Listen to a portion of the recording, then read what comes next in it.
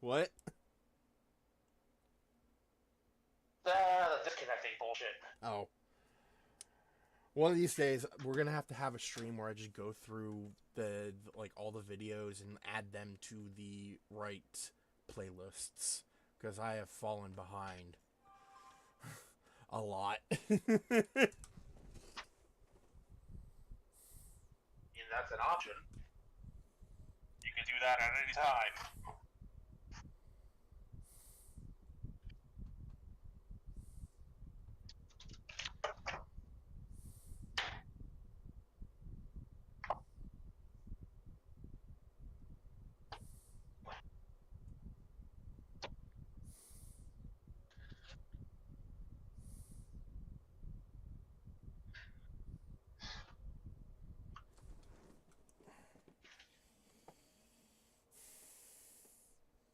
Like, one thing I want to do is, like, if I can somehow get a hold of a copy of Mortal Kombat 9, I want to go through the whole, like, rebooted timeline era of MK.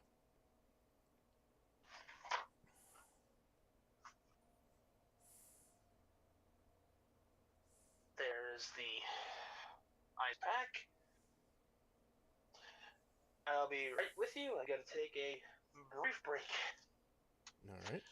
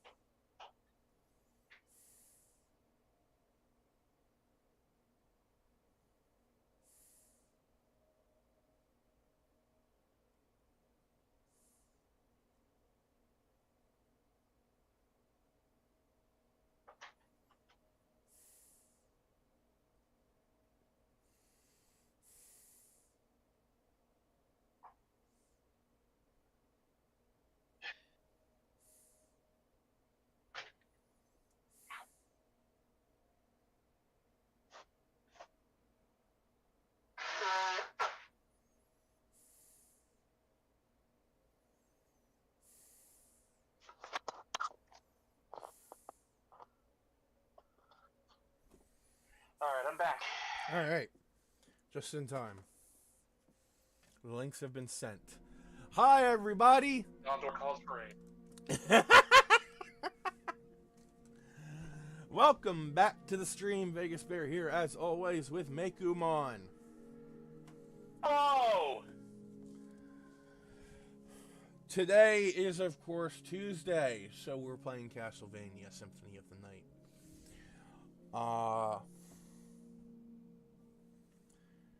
After last time...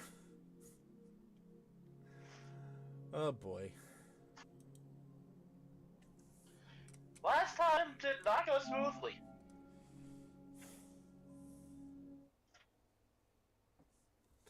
Here's hoping it goes a little better this time.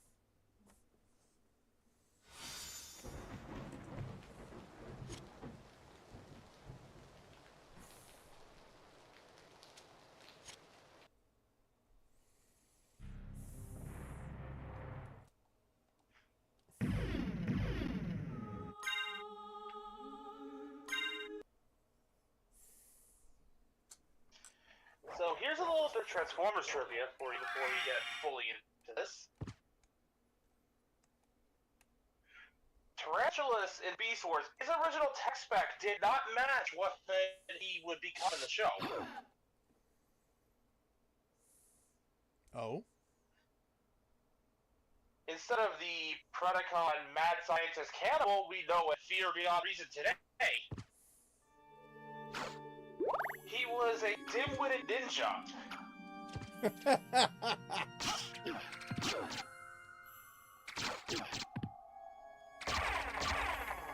am not kidding about being dim-witted either. You know how tech specs typically go up to 10? Yeah. His intelligence was at 4. Oof.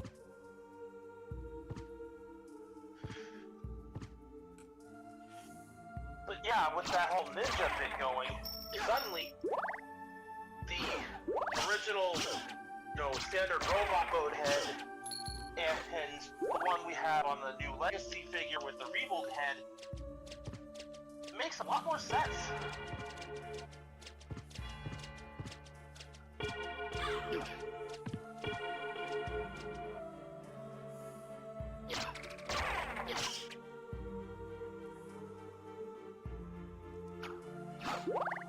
Yeah, it does.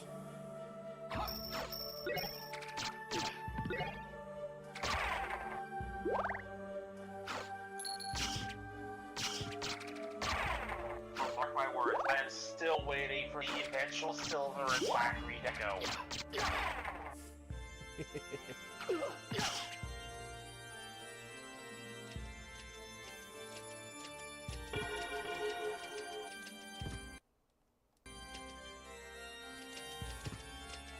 If it doesn't happen, I will get 2 of the Legacy Beast Wars Tarantulas. One to keep on his original color scheme, and the other to go, fine, I'll do it myself.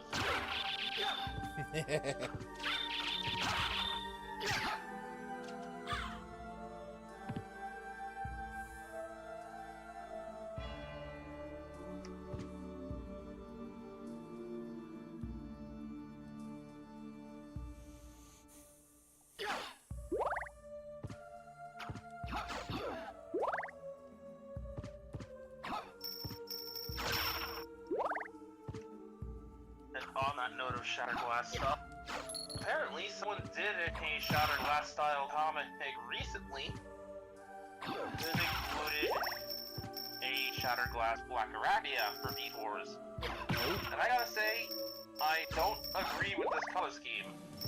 It's not a bad scheme by any means, but when the color scheme for a Mirror Universe version of a character requires the character to have to change their name, we have problems. Uh-oh. You know how Black Arachnia, a Black Widow spider, is primarily, Black? black? Yes. The Shattered Glass version is primarily white, with red and powder blue accents.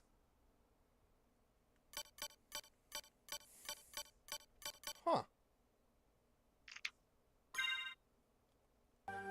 I understand what you're going for, but it does not work for this character.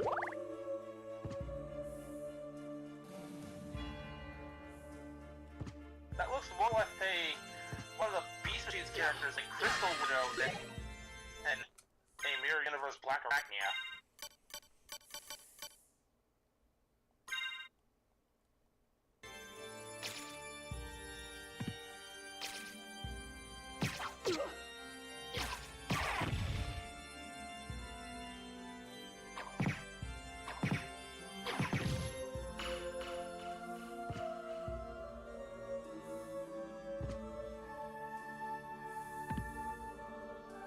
You are using Tigatron's prototype colors to do something else.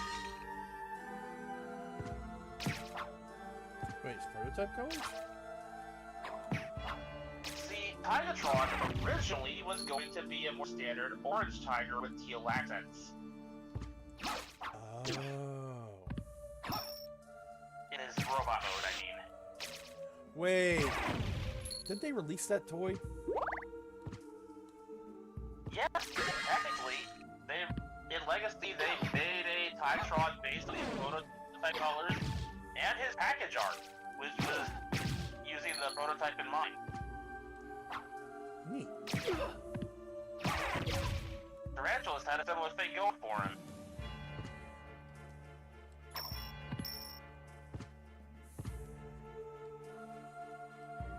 Ah, yes, the one ledge I cannot reach even with the double jump. figure something out. Maybe we can find you a triple jump. Oh, I know later on I'm gonna have like an ability that'll make that like trivial. So we might as well wait for that.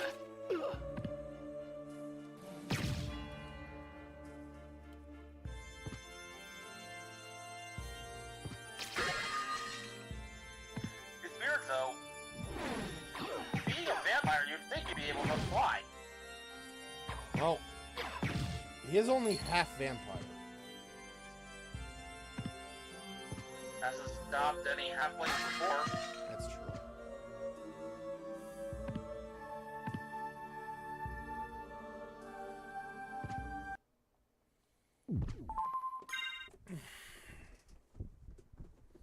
Yo!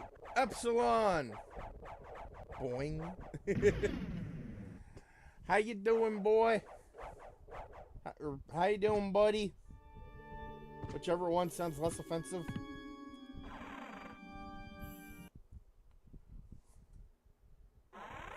Hello.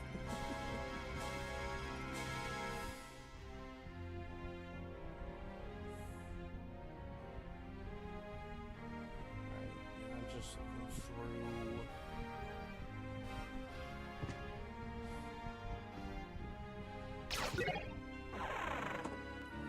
Area, well, the places we've explored and where we haven't been explored. Doing better than last week, not gonna lie. Well, that's good. I'm glad you're doing better.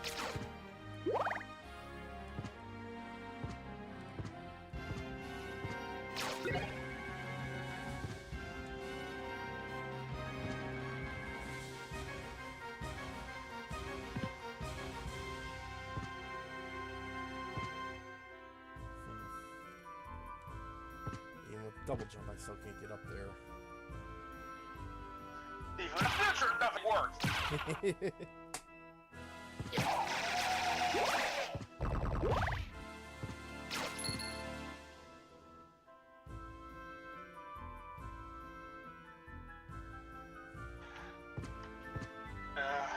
I had to.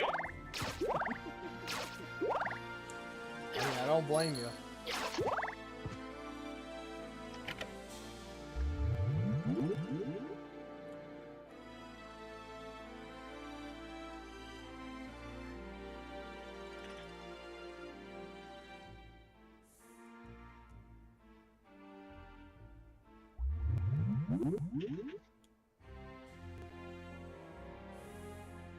Thank you! Thank you, Epsilon.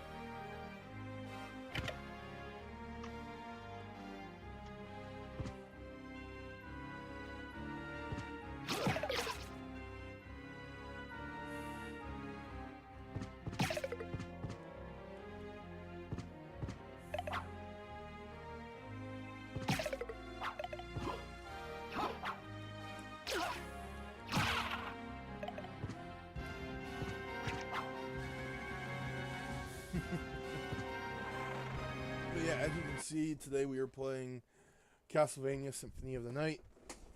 Since Taro and Wilbur on sabbatical, we can't exactly tell you what really happened. We could, but it just wouldn't be right.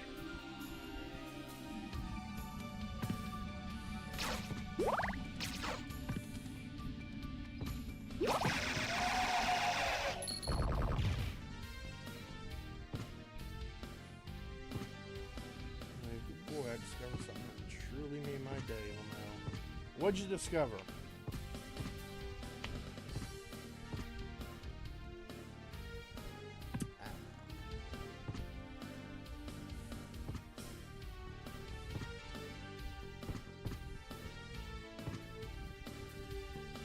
About to get an Odd Eyes deck?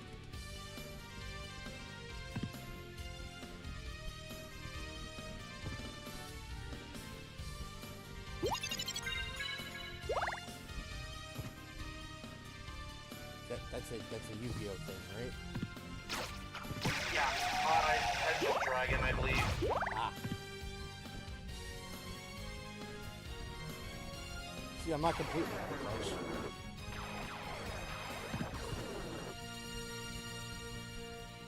It's the blue-eyed white dragon equivalent for the pendulum era.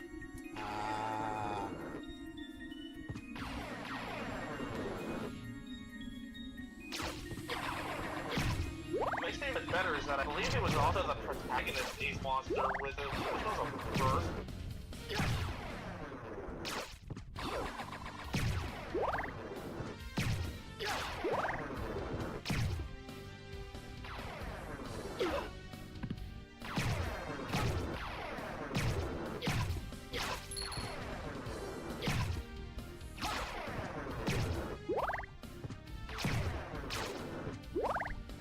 As long as we're talking about making deck for a card game, maybe someday in the not too distant future. Next Sunday, AD. I'm choosing not to just evolve into the song.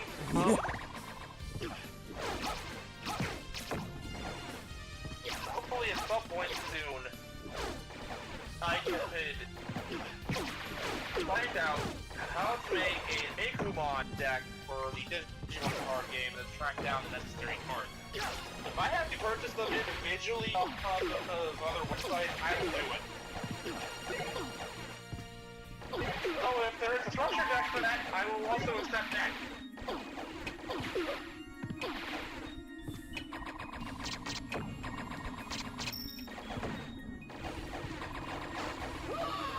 Son of a bitch! Looks like I'm getting the Legendary Dragons deck set.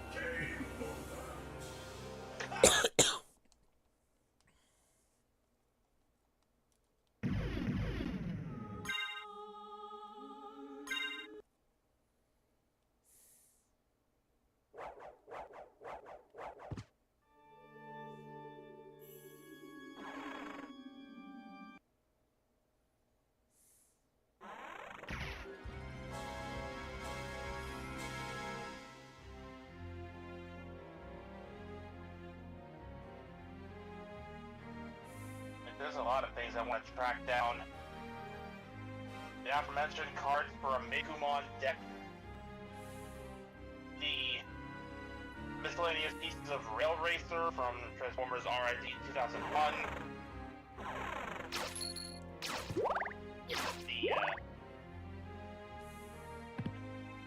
Some version of the RID 1 Combaton.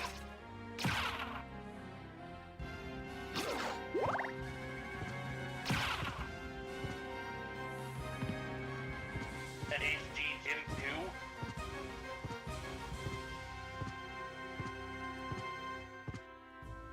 Which, let me put this out there for you, Bear. The Gym 2, or GM2, whichever you prefer to call it, is harder to come by than the original Gym and the Gym 3. Oh shit.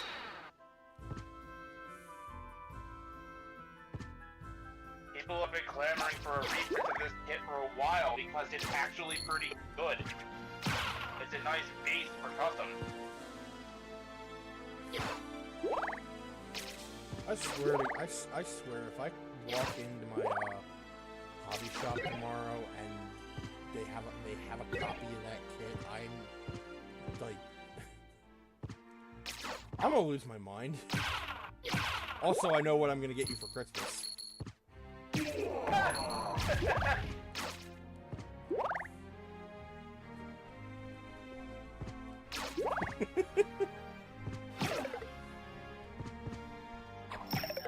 Christmas, I still gotta get that copy of Arn and at least.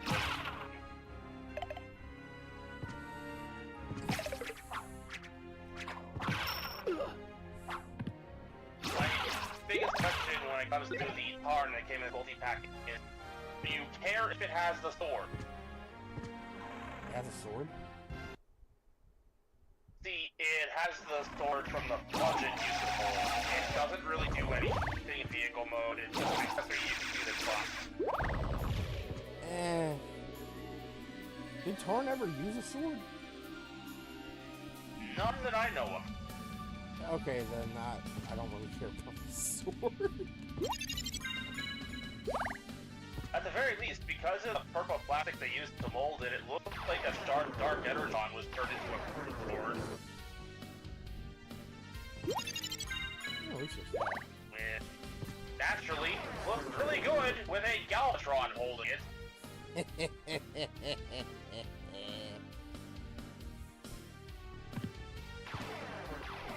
If you manage to find the Galvatron 2 figure, the one that makes on the original G1 toy colors, then I'll go, alright, you know what, you need that sword.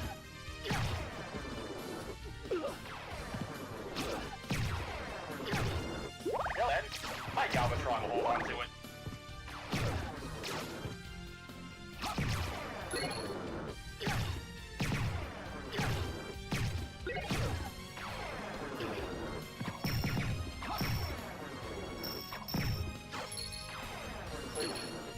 It's a lot of Unicron and everything, it makes sense Galvatron will have it. Yeah. Karn would probably like put it on a display case.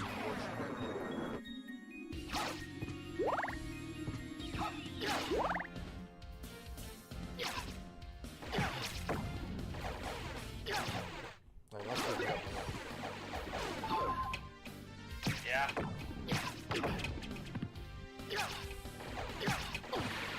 So it makes you wonder how Karn would react to Galvatron just in general.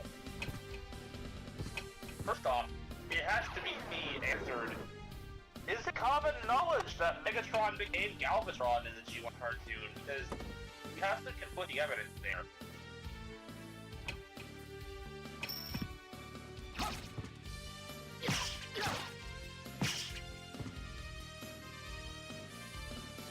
I mean, I am. We know that at the very Go ahead. like we know at the very least that Astro Train needs to know. I mean, I would assume that it became common knowledge.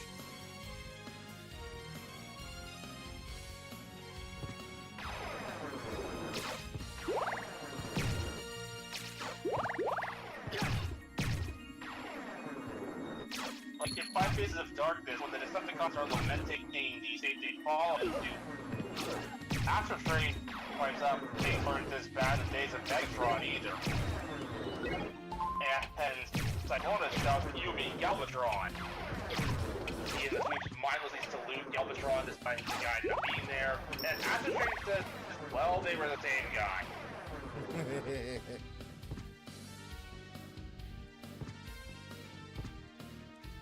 Then we see the Autobots never really addressed that this used to be Megatron. I am certain that during the movie, Galvatron talks about killing Optimus when he's about to kill Hot Rod. Technically, he let this slip twice. I can quote both instances. So I feel like Hot Rod definitely At least Rodimus knows. Rodimus knows, and do you really think Rodimus would hide that? Not really. Yeah. Okay, so it's common knowledge.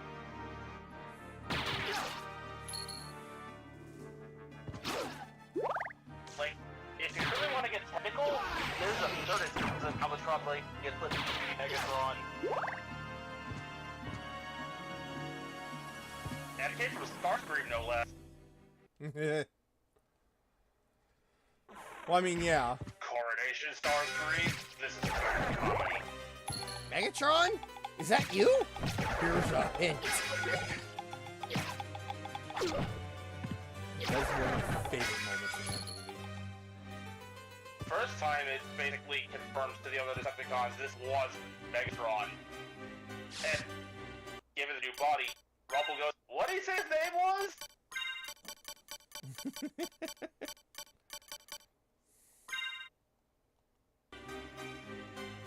Then, minutes later, I, Galvatron, will crush you just as Megatron crushed Prime. And you'll die trying just like Megatron.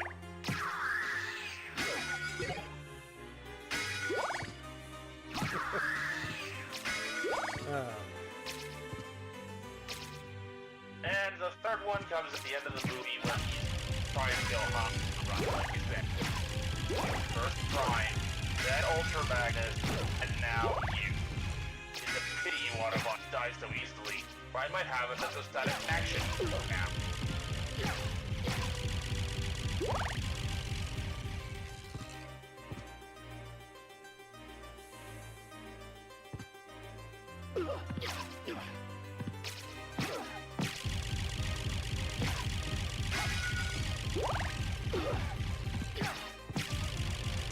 And you know, depends on if Optimus was brought to speed or not after he was revived twice.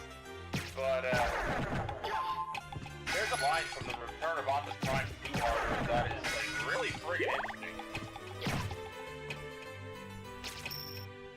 Let me set the scene for you. Optimus and the remaining uninfected Autobots have traveled to Tar via Skylake in order to retrieve a heat and radiation-resistant metal that the Decepticons had stolen months prior in the timeline. Prior to Optimus being revived from the dead, prior to the hate plague being released. Right. It was largely the motivation for two human scientists to release the plague in the first place.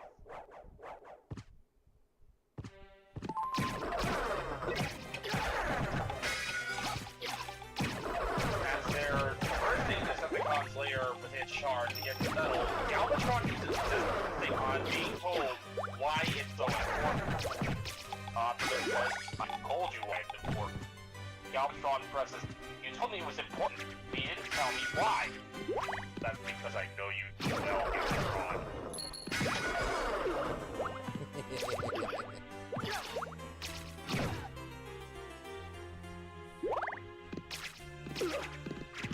If Optimus knows who Galvatron really is at this point, then that line becomes that much more awesome. Yep. There's still some things I like about this two-parter. I just don't like the fact that it basically builds multiple characters' development to do this.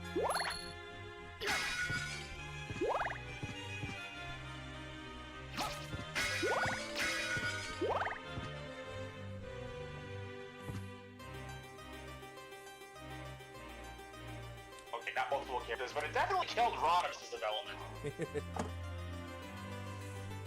But yeah, no, I honestly believe that, yeah, everyone would know that Galvatron used to be Megatron. And, I mean, like, a key point for why a lot of the Decepticons chose, decided to, embrace the truce was because they were tired.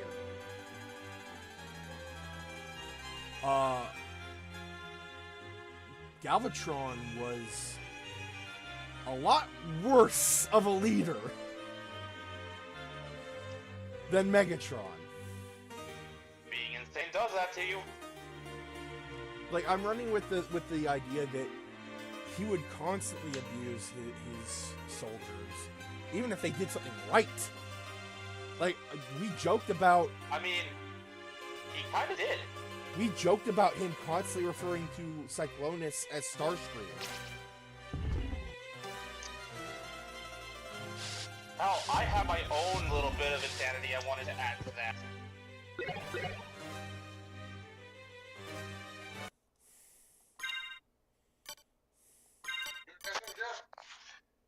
Hang on, I gotta close the door.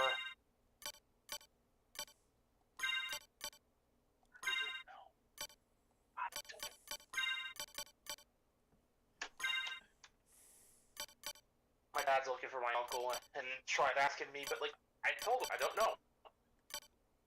Don't know where he is. Anyways, a bit of insanity I wanted to add.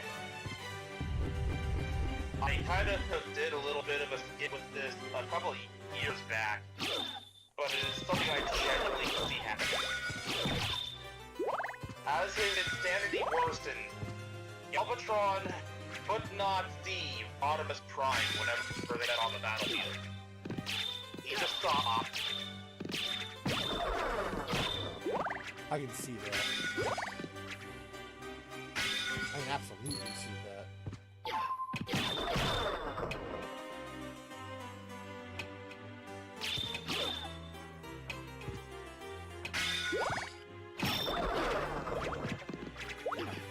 When he starts referring to Rodimus as Optimus.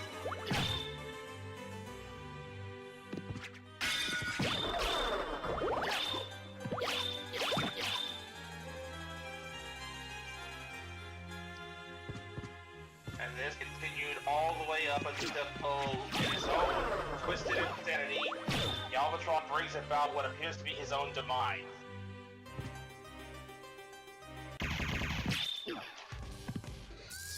Some of his still absurdly loyal followers, like honest, believe that he's still alive out there somewhere, and looking back.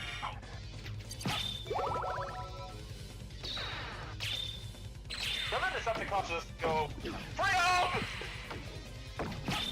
Freedom!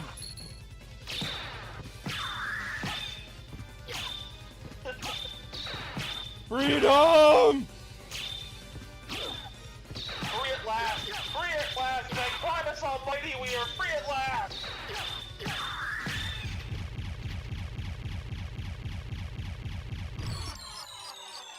I don't know if you see that quote in bad taste or not, and I definitely hope not. I don't even know what it's a quote from. It's a historical one. Oh.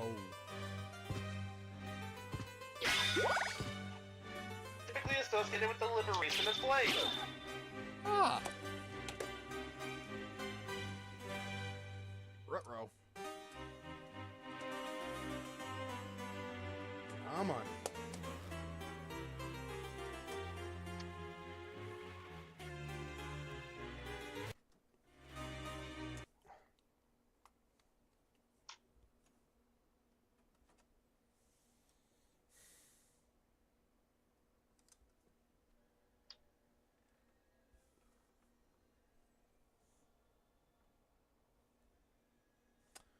Okay, so that's back.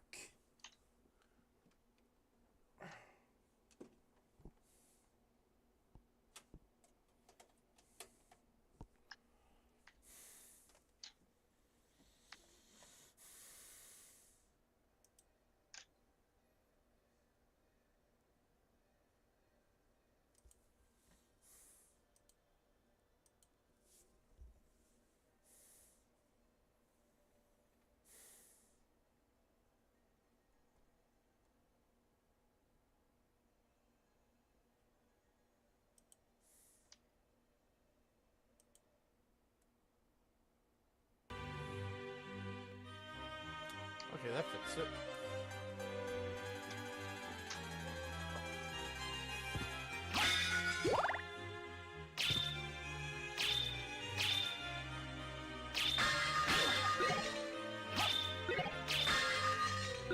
Yeah.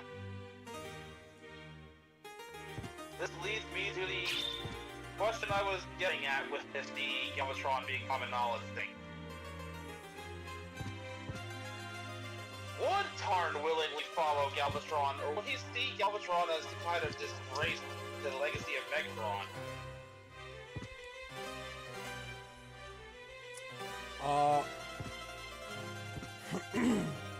I feel like at first Tarn would be on board, but then when he realized how insane he became,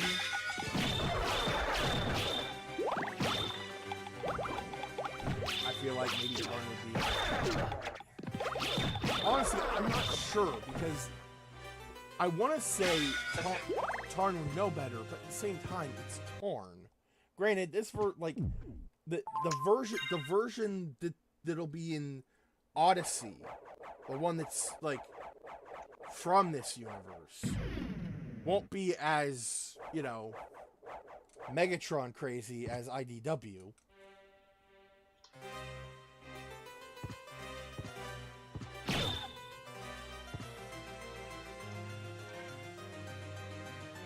If anything, he's gonna be hell-bent on destroying Giactus. Oh, yeah. Well, first Optimus, and then if the programming is broken, then G-Axis.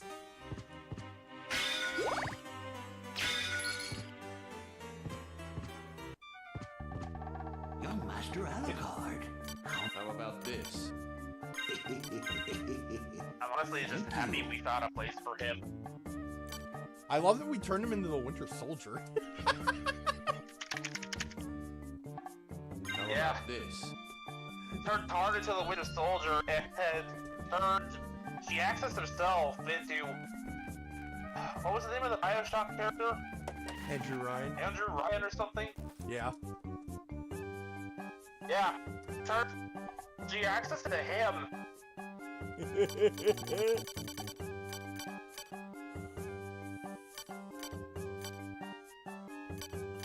Complete with wanting his new base on this all-water planet to be called Rapture. And only calling it Aquatron because he was outvoted.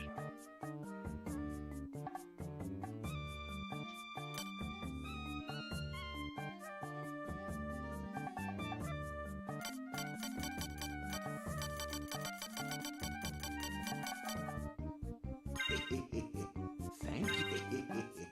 Thank you.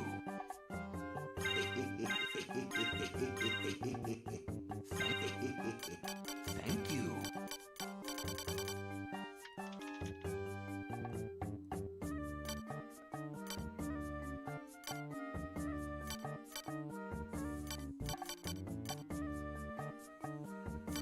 And How then about this? the question becomes, How about this? what happens when other versions of How about Megatron and this? Galvatron show up when they inevitably get displaced?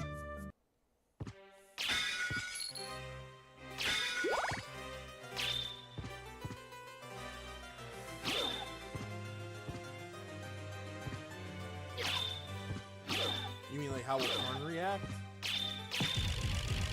Yeah, like, will the Megatron and some serious programming kick back in when, say, the Armada one pops up?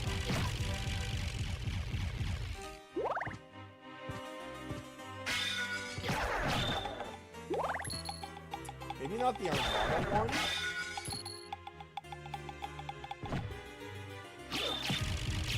But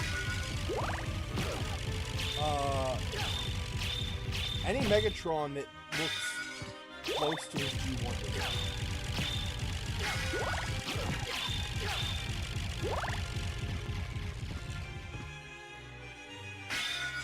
I'm terrified of what happens if we block the IDW one from the wrong point in this timeline.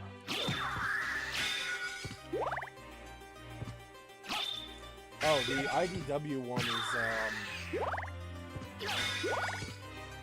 I'm gonna make that the first Tarn the crew encounter. The one they end up blowing up with the ship, the ship's weapons. And I like earlier today, I was imagining how the council would react to that, and Metalhawk would just be fuming that they killed this place instead of helping them like their mission entails. Only for a rare instance of Breakback just like snapping at Metalhawk, going, "He nearly killed my crew."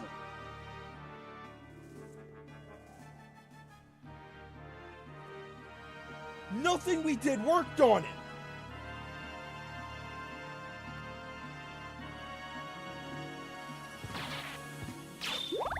I can honestly see if nobody else, Soundwave being on Breakback's side for this. Maybe Rodimus, depending on how much contact he has with Tarn, considering, you know, for his time. Well, also, like, as far as anyone's... Depending if the Matrix gave him any kind of inkling. Well, the thing is... Oh, shit.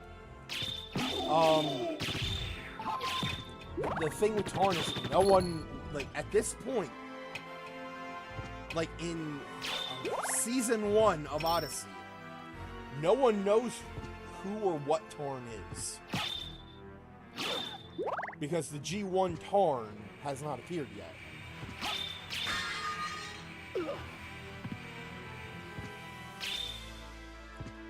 my argument for Soundwave is that being Megatron's top lieutenant, that was the Starscream, and being the eyes and ears of the Decepticons, capable of reading minds, I am pretty sure that if Megatron in any capacity knew about Tarn, Soundwave would eventually find out. Yeah.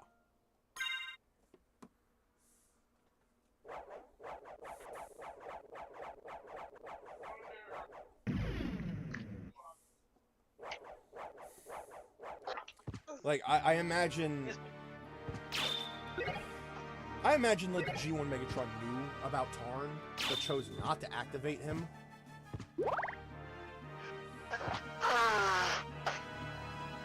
Sorry about that. You're good. Like, please, if I activated him now, there wouldn't be a planet fool. And where's the fun in that?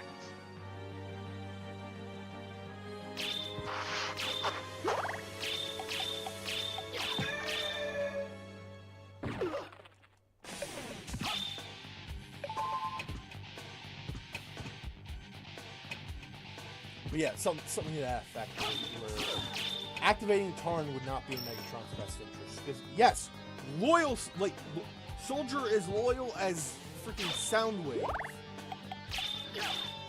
However, said Soldier is just as strong, if not stronger, than you.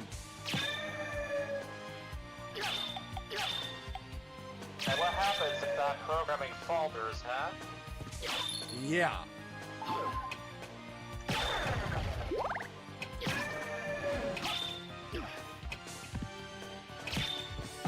Plus, the programming might not be sophisticated enough to understand where to stop.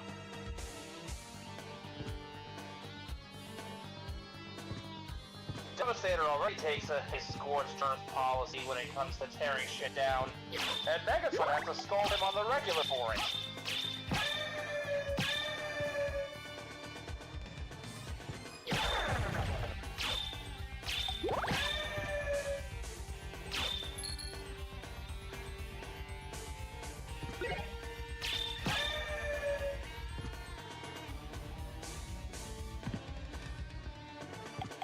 Oh, we're finally crossing this How are we bridge.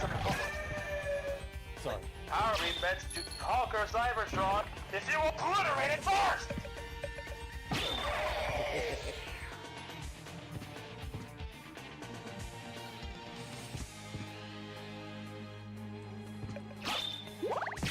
Alright, sorry about that. No, you're fine, you're fine. Like, Megatron would definitely have learned about Tarn, but would choose not to use him because, well... Too much risk, not enough reward. Yep. So, Soundwave would definitely learn about Tarn as well, as would Shockwave.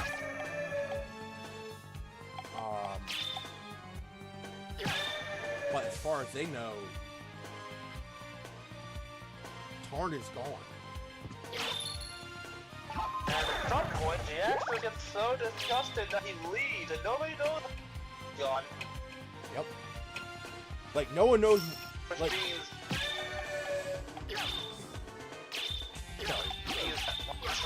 The majority of bots who knew how to activate Tarn are missing, or otherwise unwilling. Or dead.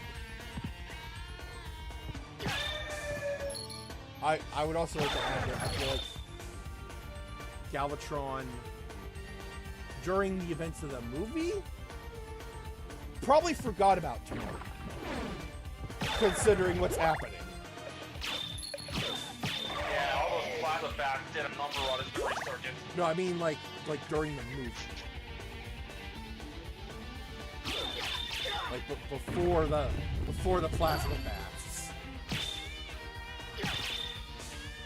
But after the plasma bat blast, that's when he forgot.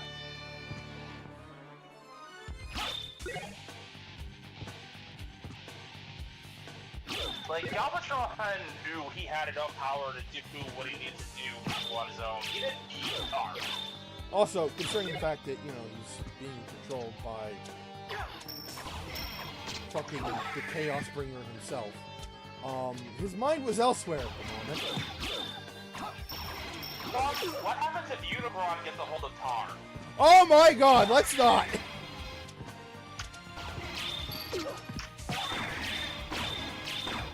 Let's not and say we never. See, Galvatron was smart enough to have that same mental reaction.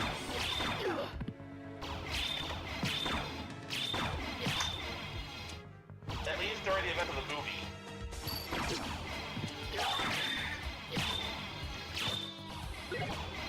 Because thanks to Unicron, Galvatron's strong enough to actually beat Hawkburn in a fight with minimal effort. At least the G1 version is. But, if Unicron decided to reprogram and reformat Tarn and make it into something even stronger and utterly mindlessly obedient, no. Just no. Yeah, that would be game over. That would be bad news bears. Do not crossbow, do not collect $200. Exactly.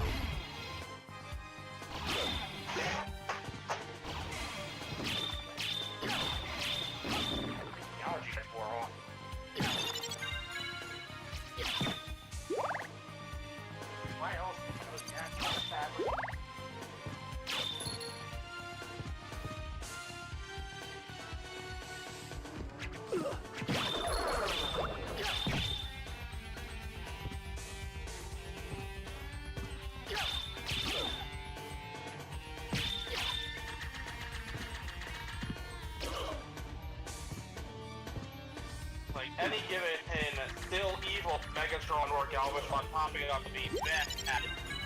But like, I think the two worst case scenarios for a Megatron Galvatron showing up in Odyssey are the Viron and Orange cluster version.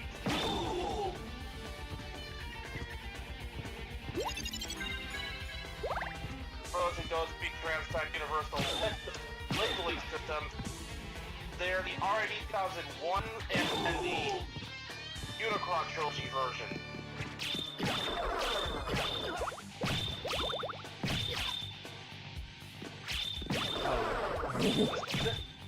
Specifically, Transformers Cybertron Galvatron. Now, like I said, I feel like Tarn would only recognize Megatron as the G1. Like, yeah, fair enough. And whether or not Tarn follows these guys, it's still a matter of just how powerful they are. Also, I believe Symphony is here. Hello! Oh god, it's a shit show. Oh, dear God!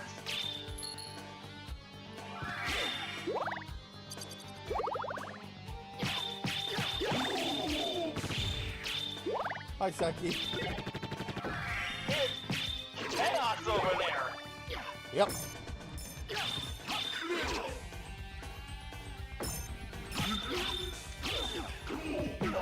To finish my point as quickly as possible, it's not so much as whether Tar would follow them that I'm thinking about is the sheer power these versions of Galvatron would have. Like, to start with, arguably the weaker of the two. RID 2001 Galvatron siphoned the power out of that universe's Fortis Maximum, which was powered by the collective force of will of humanity.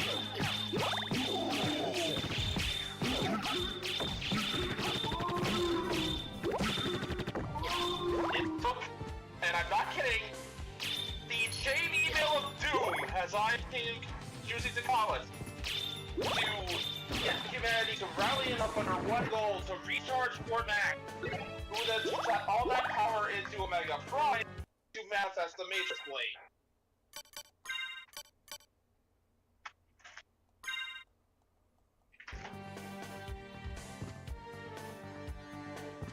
It took the combined power of all of humanity, funneled through Maximus,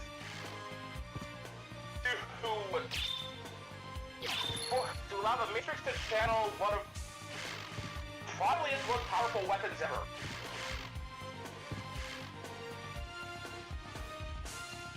Is it the sword? I feel like it's the sword. I did call the Matrix Blade.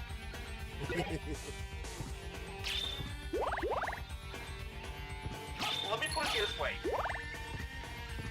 Ignoring anything from the hilt down, no handle, no actual point where handle needs sword, just the blade itself is longer than Omega Prime is tall, and almost as wide.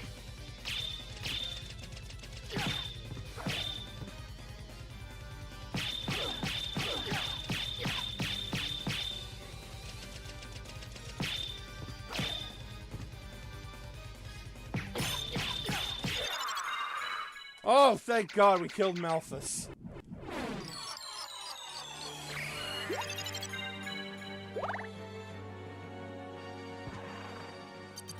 That's 2 bosses that we took down? Let me see if I can't find the picture.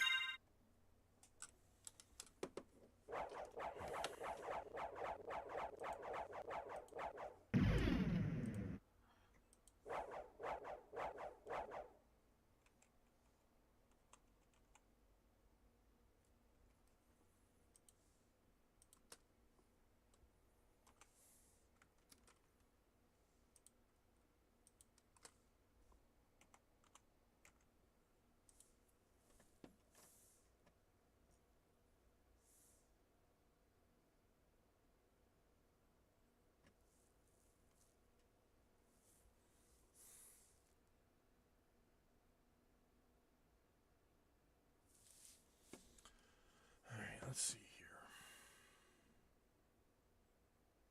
So,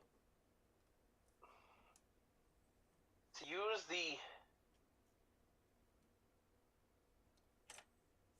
Omega Prime toy here, if I can just find the right image.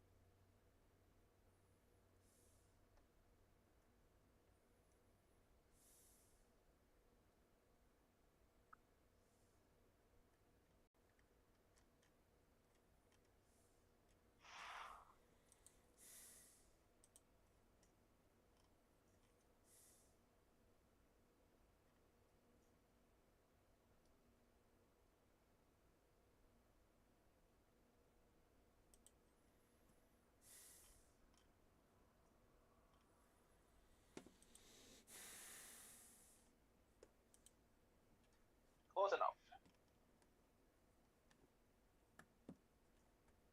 I'm gonna put it in the,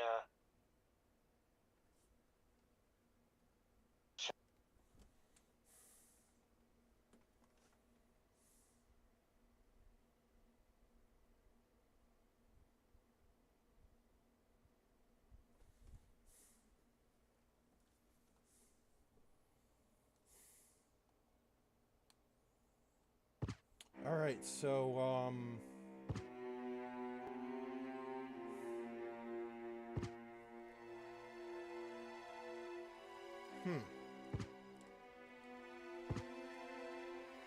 we are missing items that we need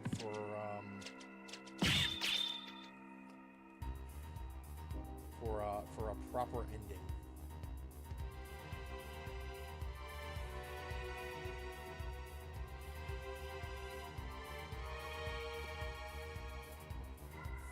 well, this is a Metroidvania. Backtracking, go! Yep.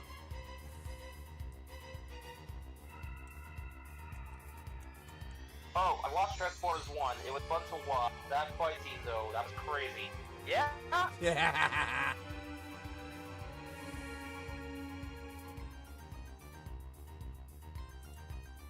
It was a great movie. One of the best ones we've ever had. Right up there with the original 86 movie. I'm hoping we get sequels. Not sabotaged by crappy marketing.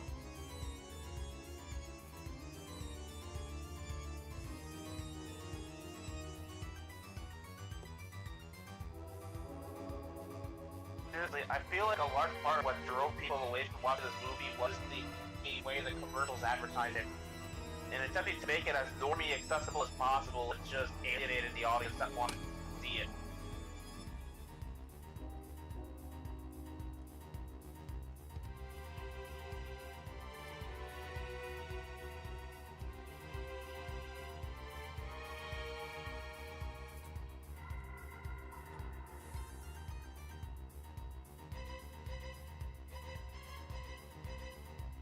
So anyway, vampires! Yeah, I'm just trying to figure out how to get there.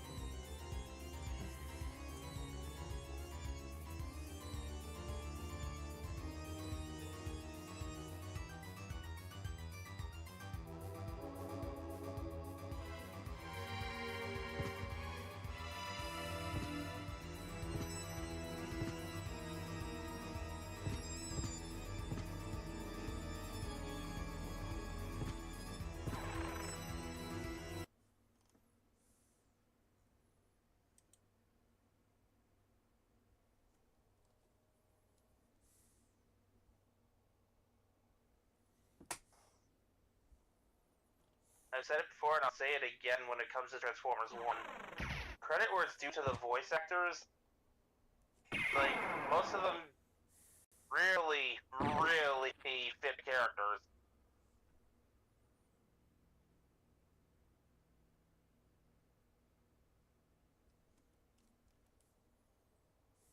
I haven't got used to the way Bumblebee sounds.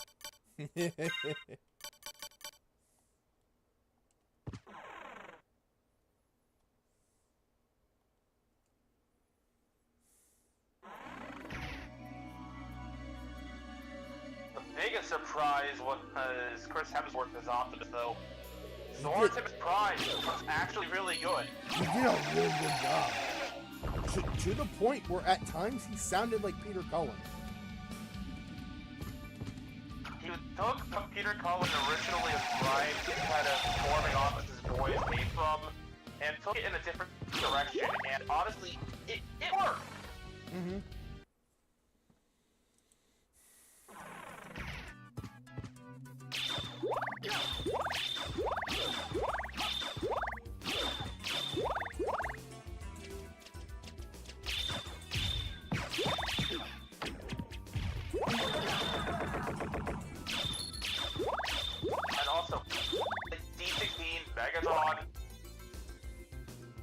gotta give kudos where it's due.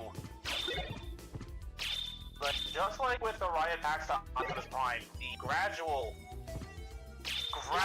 change of performance to becoming the Megatron we recognized was like, it was masterfully done.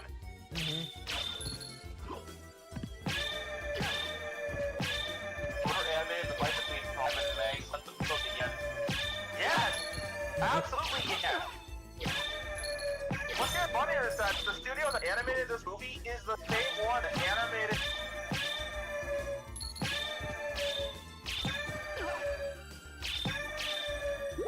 Cut out there for a sec. Because the truth I don't want to come out. This studio animated the robots in the Bay film. Oh shit!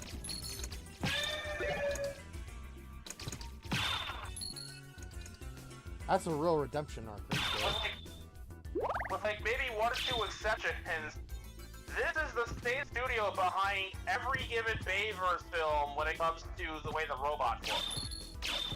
Which, if I have to give them any credit whatsoever, the ones in the first movie still actually look kind of real. Yeah. The quality does go down with each movie, but like that first one still holds up in terms of visuals. Like I've said this before. Even if I don't agree with many of the designs. I've said it before and I'll say it again. The first Transformers movie, pretty okay movie. It could have been better, but it had potential. As a standalone Transformers movie, it's not bad. And there's the key word. Standalone. Yep. But they kept making sequels because it was popular. And, They didn't even have a rough, like, for a script. They didn't have a script. They didn't even have a draft. They had what was basically the premise and overview without even getting into the first draft of the script for Revenge of the Fallen.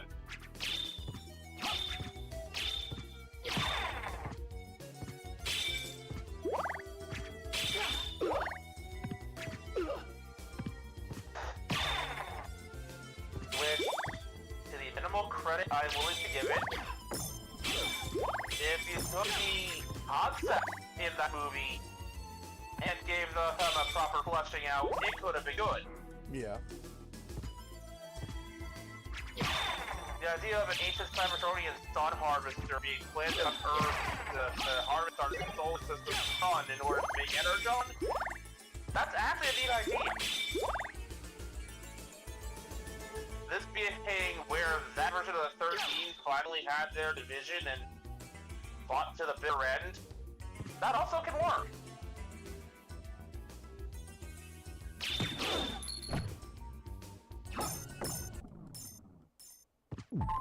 Hell, even the plot about the All-Stars putting messages and coordinates and whatnot into Sam's head, that could have still worked too. Yeah. Just tone down the college humor a little bit. Take out the pot brownie scene. Huh? Take out the pot brownie scene. And also the Decepticon Pretender.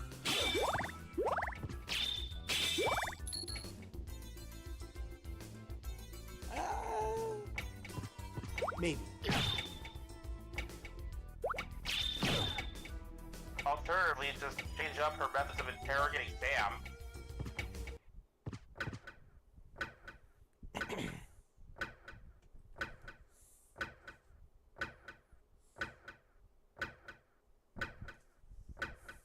Maybe, I don't know, develop the character some? Yeah. Like, maybe that way Sam's roommate would be less annoying?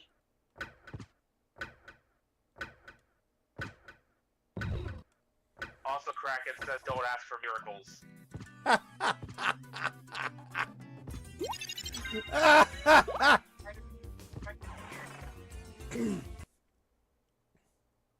They did.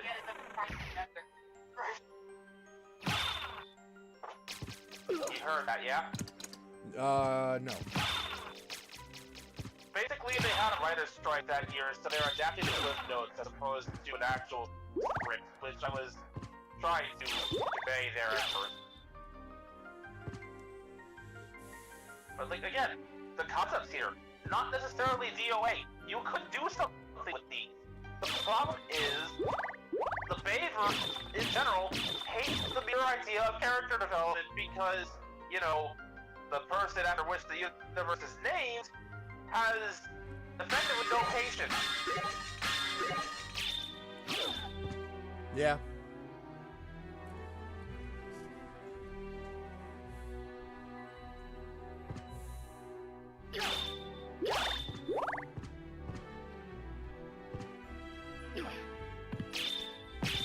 Heck, if you took the elements of Dark of the Moon and turned them into a standalone film, that would also have been neat.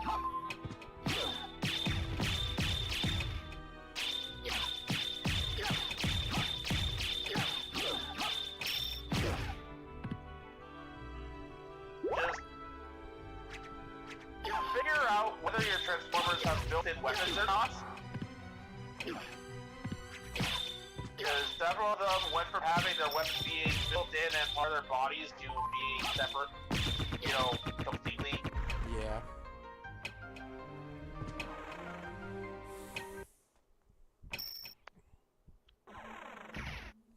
Also, Coliseum. what are the...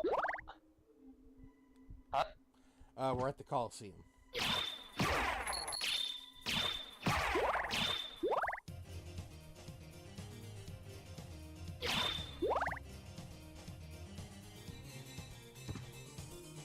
Alright, here goes.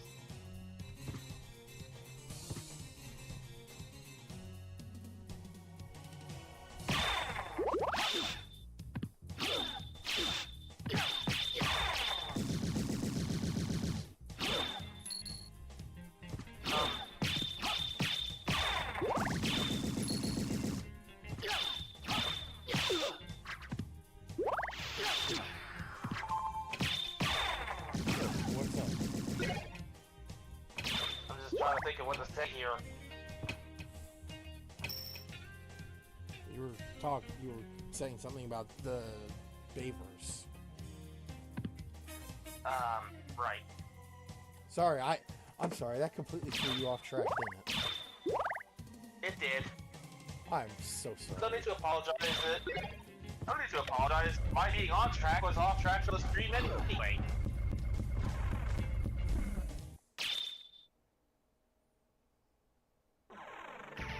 All I was gonna say was, you wanna know the funniest thing about the Bay films to me? What?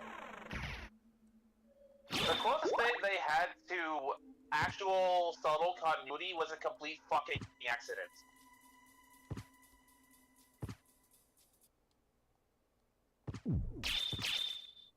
Interesting. Which means I have to mention Age of Extinction. Oh, fuck. So, when they show you the severed head of Megatron in one of the scenes in AoE, you notice quite quickly that the battle damage is inconsistent with what he received in the previous film. And if you look at all the previous films, Megatron's battle damage has been pretty consistent between them all. And I'd argue it's not inconsistent. There's actually some subtle continuity going here, and I know for a fact it's completely unintentional. Because there's a line from the first movie that explains all of this. They treat it like a throwaway.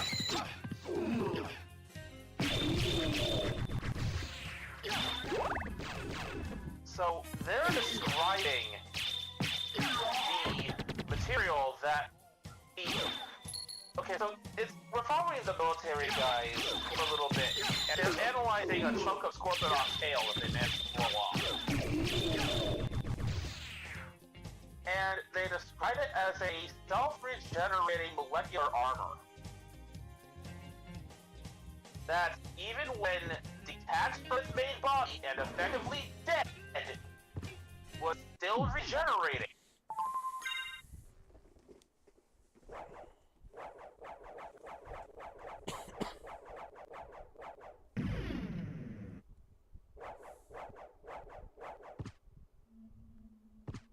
And with that in mind, that even when separate from the main body, as long as there's an energy source somewhere in there, the armor is going to continue regenerating.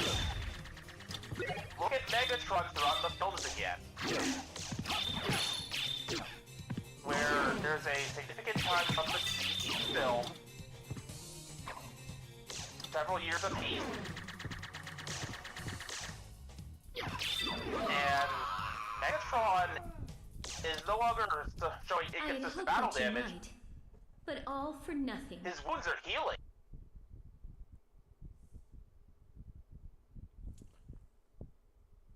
Oh.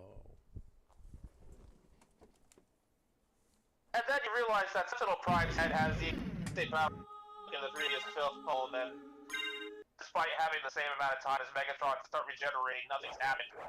And it all goes flying out the window. And that is how I know it's unintentional.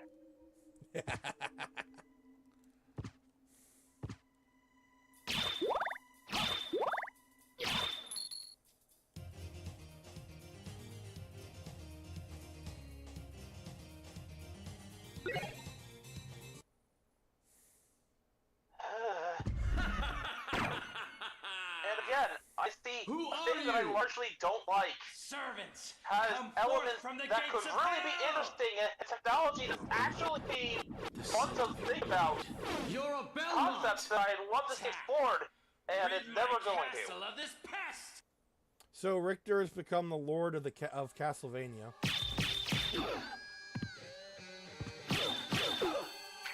Ah, Yeah, it's not good.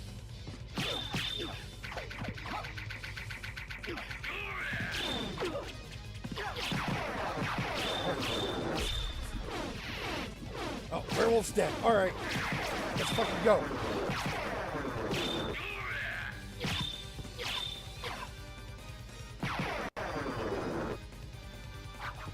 Fuck! Almost had him. oof.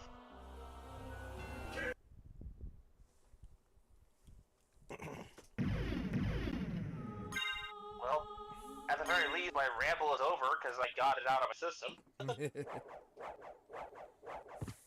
Now that I've taken up way too much time with it. That's fine.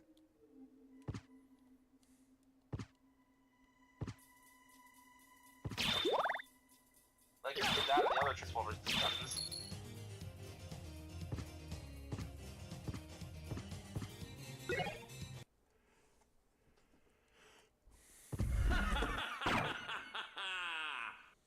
Who are you? If nothing else, I'm actually curious to Servants, see, come forth from what, the if gates any, of hell!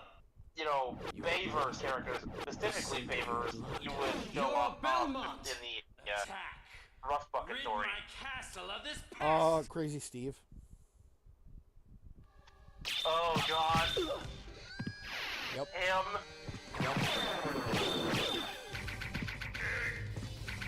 A character who was successful enough for this Prime, and then took a gradual, massive decline.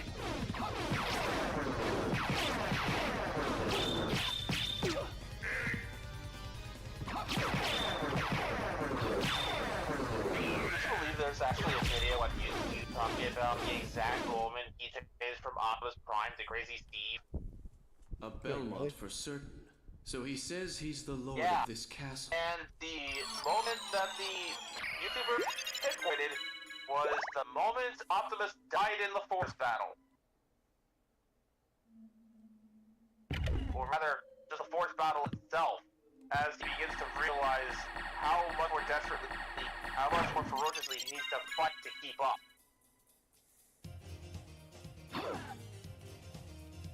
And then he ends up dying and coming back, and having experienced that, something in Optimus breaks. and Crazy Steve takes his place.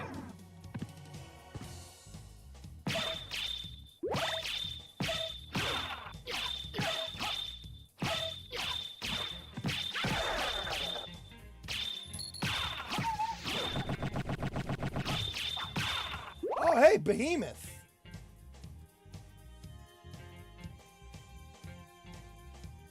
Was not expecting to see him here. Is it asleep or dead? It's dead.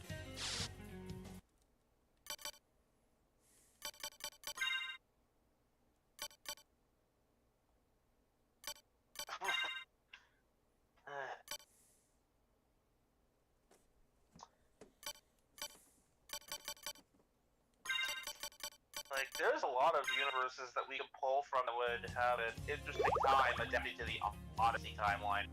Oh, yeah. One that comes to mind is animated.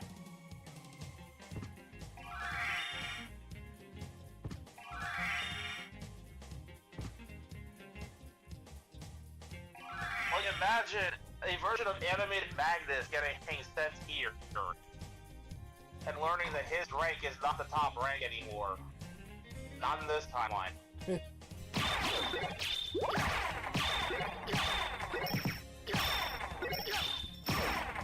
So I have... Worse, that they're Go ahead. just the general state of Cybertron is all I have to say for you to get it. Oh, yeah.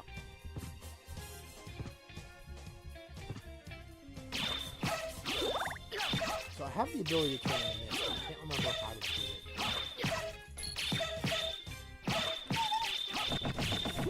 Wouldn't that be covered in the control segment thing? You know what? Yes.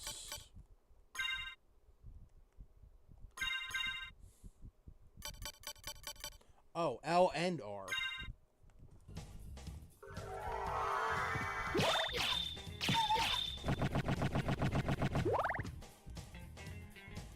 You're welcome.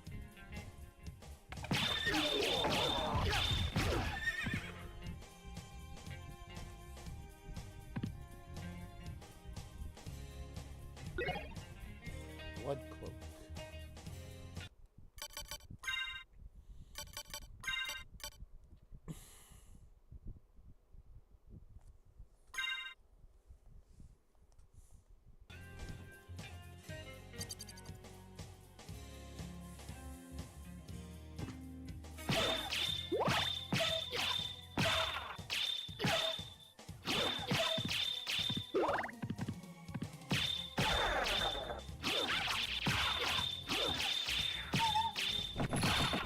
Yeah, I love that the Behemoth is here because he was a boss in Rondo of Blood, the game before this.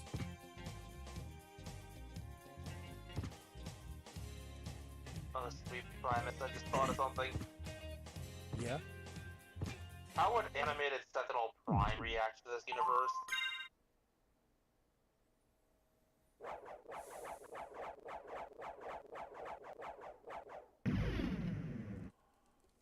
The Decepticons living on Cybertron as equals with the Autobots, neutrals who didn't pick a side.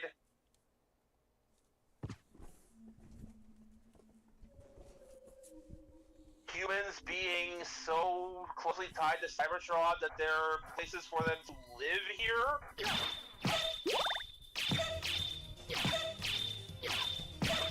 Oh yeah, he would be losing his goddamn mind.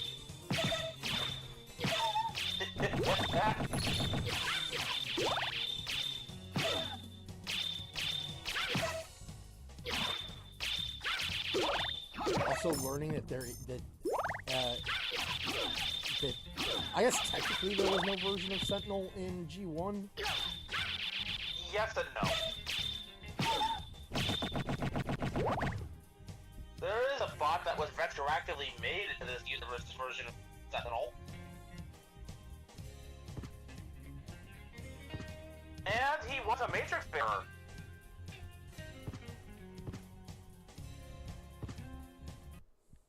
In fact, he lived through the Quintesson Rebellion.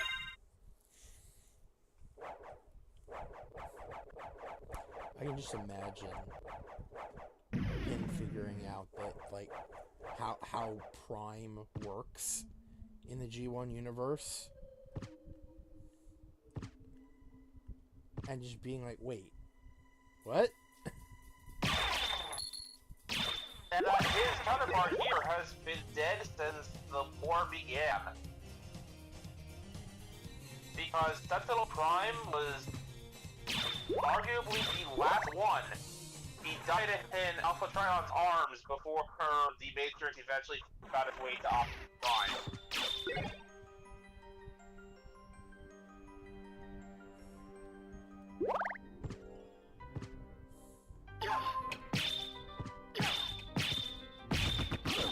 And even better, he knows a Rodimus Prime from his own universe. And that punk hotshot kid is the one running Cybertron?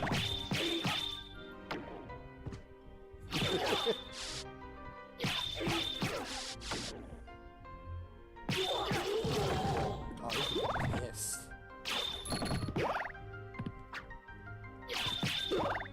I can imagine Sentinel starting a fight to try to claim the Matrix for himself. I just no. You know what? I can imagine Rodimus just getting in the Matrix, and then the Matrix just does nothing.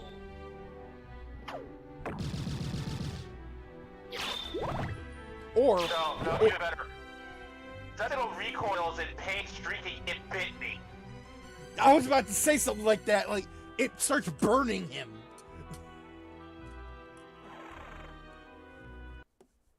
Like it's a holy relic and he's a goddamn vampire.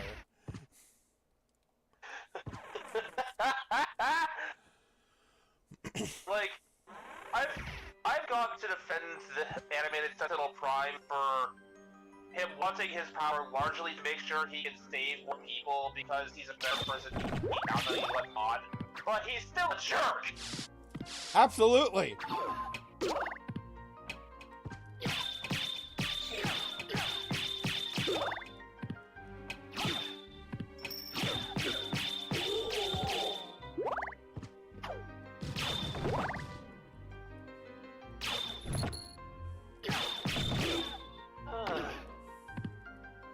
I was here apologizing for grabbing too much Transformers in here, and I just go right back to it anyway. Well, I mean, I'm okay with it because, like, I was part of the conversation and it was fun. Fair enough. Alright.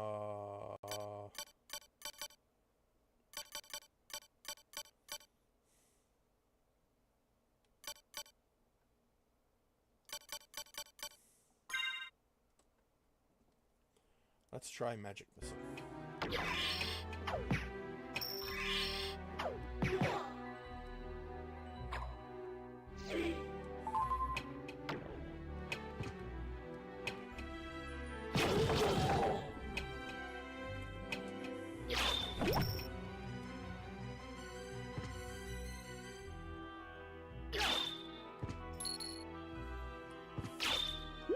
But yeah, no, like Sentinel is throwing a freaking hissy fit over Rodimus being Prime, and Rodimus just like,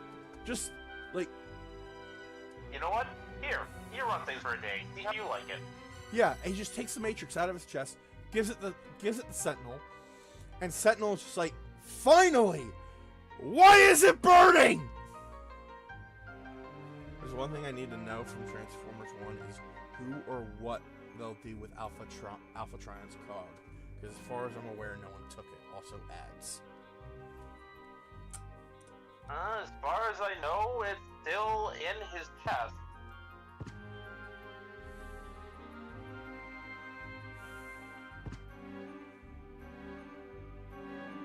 It's also like, what happened to what happened to the cog that D16 had before he took the other one? I imagine it's in the debris field somewhere, and it'll eventually be found during the cleanup. Yep. If it didn't just find its way into someone else. But yeah, no, like Sentinel holds the Matrix and he's just like super happy, and then his face like turns to discomfort. Cue a sizzling sound. There's a sizzling sound and like also Seki says he's back, so I guess we should repeat what we said about the cog. It's probably Either it found its way to someone else when Optimus got the energon flowing and the cog was back in the end of the movie, or it's still in Alpha Trion somewhere. Yep. We never did see what he did to the body. I imagine the body and cog were just left there in rust. It's not like Sentinel went back to clean up the other primes or Alpha Trion in the first place. Yeah, that's true.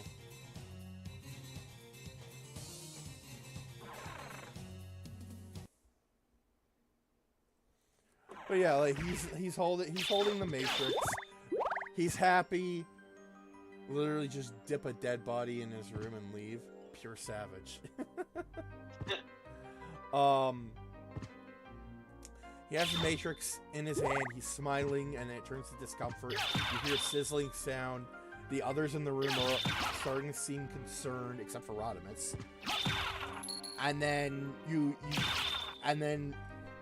Sentinel starts looking more and more uncomfortable until he's like, ah!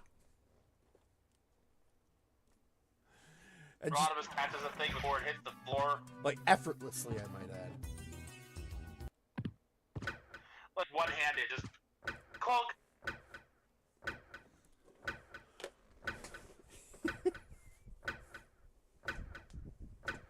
And knowing Sentinel, And he when would. Sentinel demands to know what the... Yeah, I was gonna say, knowing Sentinel, he would probably like blame,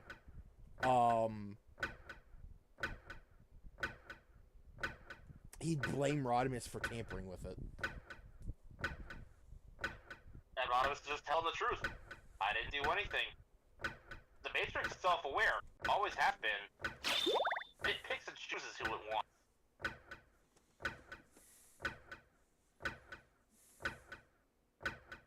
Oh, Sentinel would be so humiliated at that. If he even accepts this explanation. Oh, that's true. He could just say that's bullshit.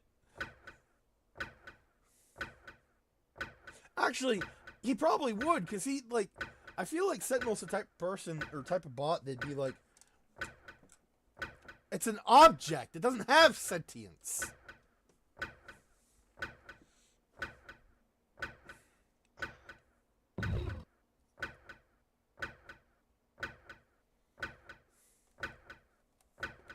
Tell that to the Allspark from your world. See how that goes.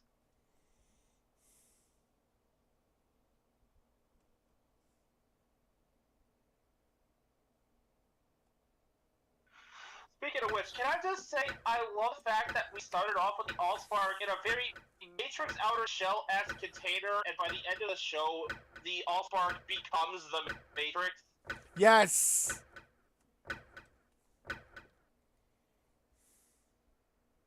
Like, I always thought it was weird that the Allspark, being this little blue crystal, crystal ball thing, was kept in a big orange box with two silver handles that opened very, very familiar fashion during the first couple of episodes of the show.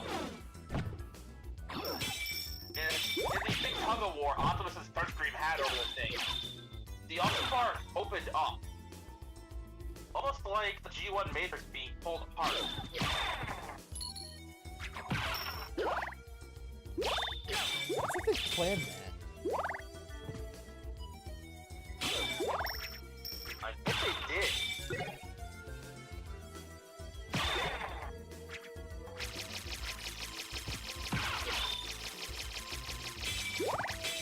And here's the best part. You want to know why they ended up using the Allspark as the source of the Cybertron destroyed the animated universe? Because of the movies? That's part of it, but it's largely because the creator of Transformers Animated, Derek Wyatt, has gone on record saying that he vehemently despises the Primus origin. Which is why the animated multiversal cluster is the only one on record to not have a version of Primus.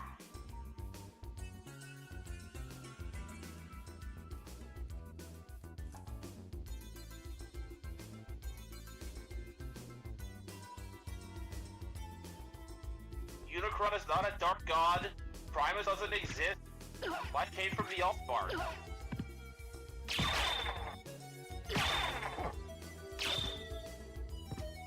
I would not take him for an atheist, but here we are.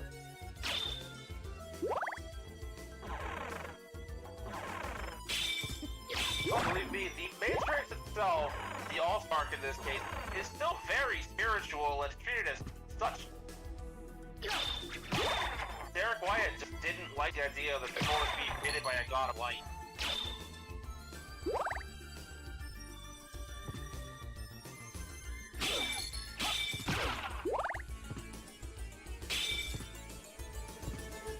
For the unproduced season 4 we would have gotten, there is a little bit of concept art of a version of Cybertron in a possible future. And I say possible future because there was going to be some time travel shenanigans going on this season. This version of Cybertron has a giant handprint on its northern hemisphere, and it looks almost like someone ate an apple down to the core. It resembles Gobotron from its original show.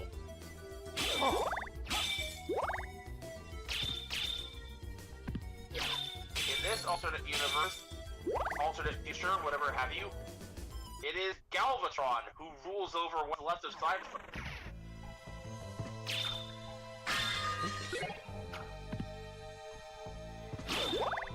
And it is Bumblebee as Goldbug Prime who leads the Autobot resistance. I love that. Goldbug Prime.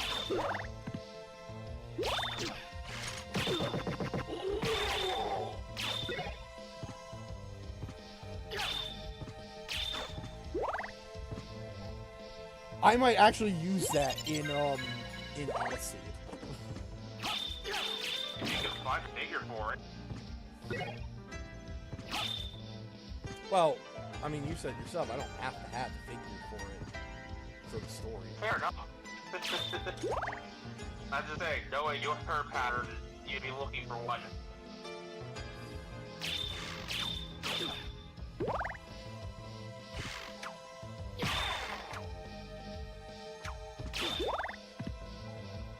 I'm trying to get back into the mindset of I don't have to collect everything. Is that way that way I could save some money. Yeah, a much healthier and much less pain, crying mindset. There's still some ones that I want, like Magmatron. Magmatron. Yeah. I want him. I want to get freaking. I want to get the Armada Optimus. Good luck. Yeah. If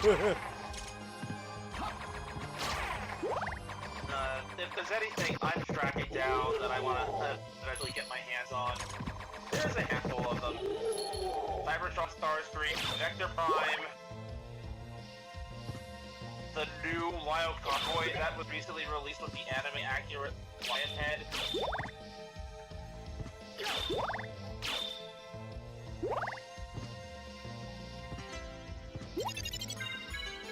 Which, by the way, Red basically complained that it exists because why have the anime looking head when you have a realistic lion head instead? Because he dislikes the anime look, and I'm like, okay, fine. If you dislike the anime head look, that is completely up to you. Just get yourself, one of the original run, the original colors, or Dark Amber Leo Prime, Nemesis Leo Prime, whatever you want to call it. But I want mine to actually resemble what he looks like on the show.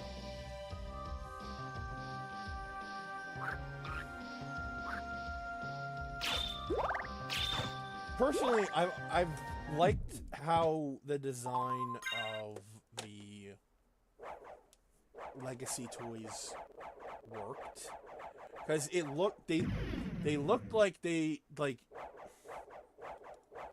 a lot of them looked like their appearance was like G1ified because of the universe they were pulled into.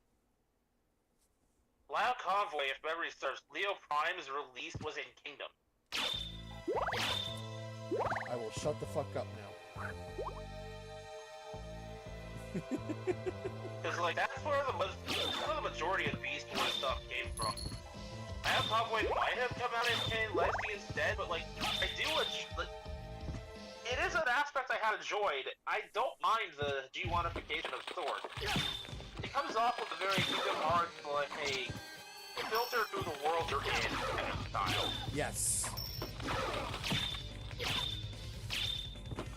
It's just that in this particular case of Loud Convoy, because Beast Wars, and by extension, Beast Wars second video, are already part of the G1 multiverse there, he doesn't really need to change much. Oh shit! I didn't realize his health was dropping.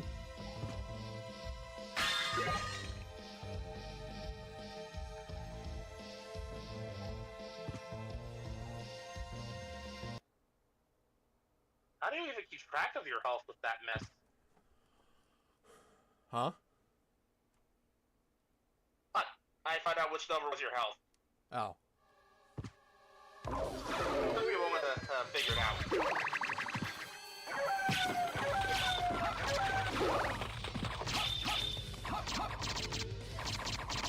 What in the goddamn? Scylla? Yikes.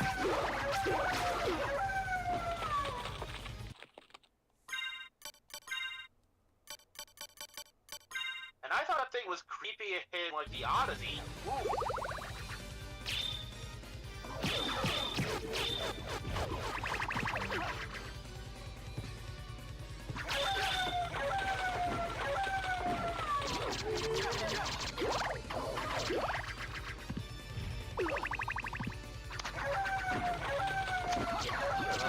Yeah.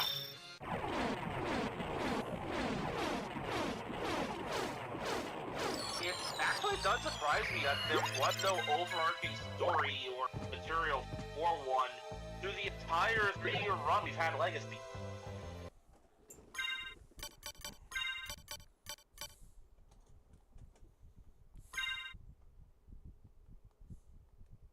Really think about it. Yeah, you're The right. previous trilogy had an overarching story, even if it didn't really hit the way it was supposed to.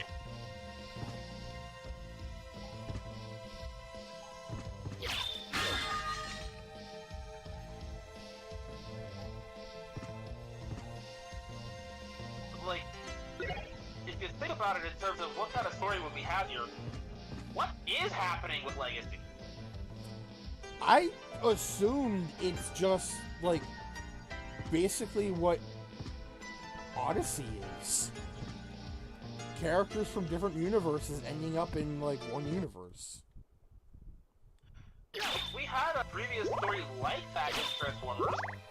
It was called Transformers Universe, and we had an explanation for why they were popping up in the same place at the same time. We had an actual story of them trying to make their way back home.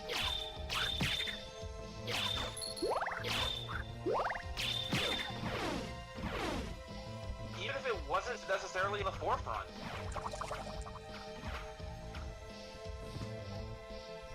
Oh, look!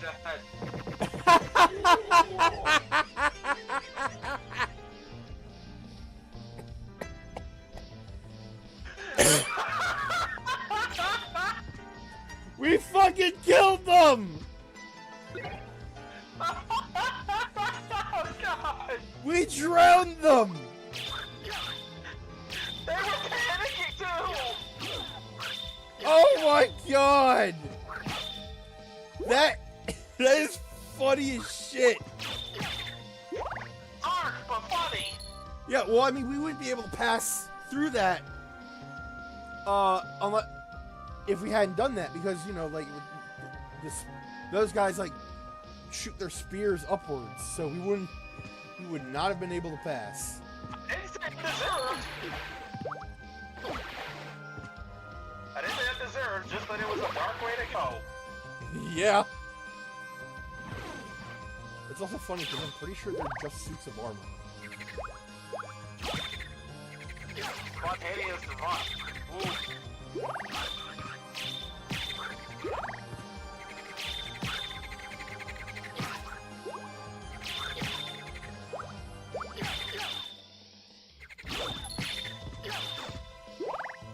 Oh, I thought of something for honesty.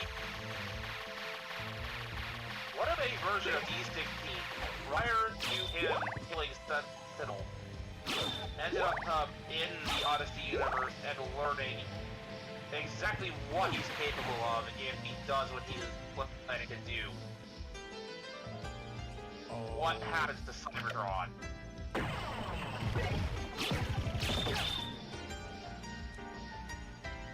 See, the thing is, it's not the specific one from Transformers 2. It's a variant of him. In much the same way in Transformers Universe 2003, we had a version of Armada Megatron showed up on the threat that Unicron posed and took that lesson to heart back into his homeworld. Right.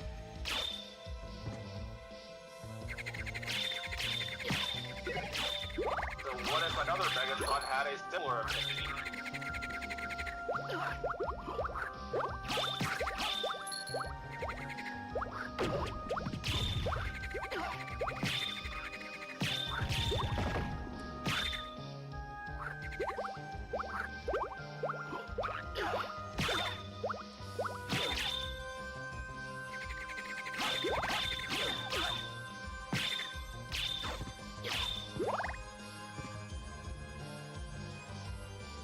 It said something appeared near the wooden bridge. I assumed it meant this, but I guess not.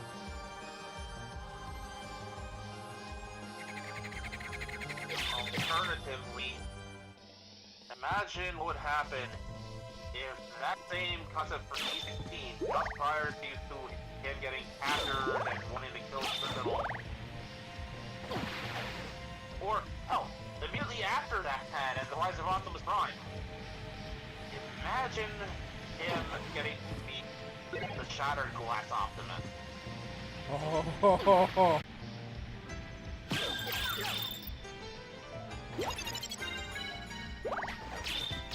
That would be, yikes.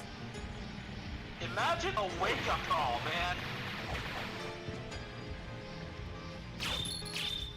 A version of the bot he knew spouting the very same kind of rhetoric he was just spouting to his followers. And scaring the ever-living crap out of him.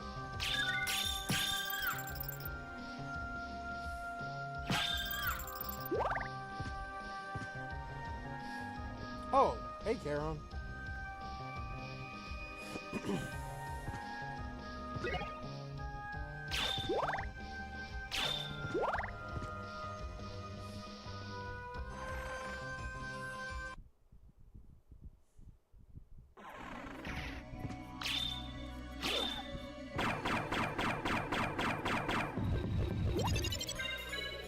The last of the Transformers 1 Megatron meet so-and-so who encounters I can think of is him meeting post-Reformation IDW Megatron.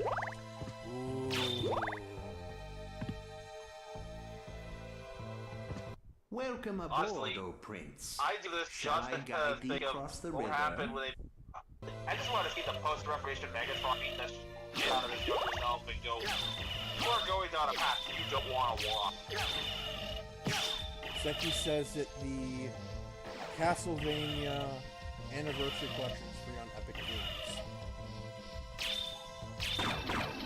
Nice. I think I have it on my Switch. But that's like the older like classic Castlevania games. The ones that are hard as balls. Mermaid statue. What does this do? Summons the Oarman. What?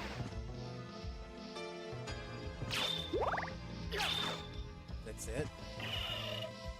It just calls you?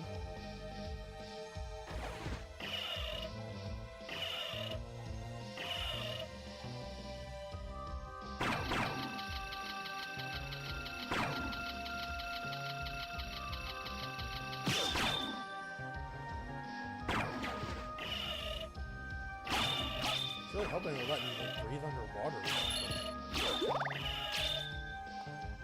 That would have been nice. Yeah.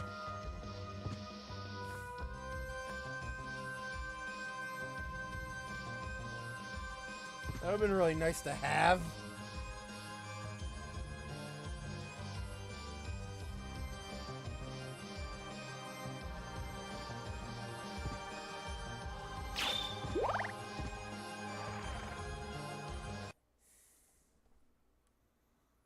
Yep, that's the one. Yeah, I figured.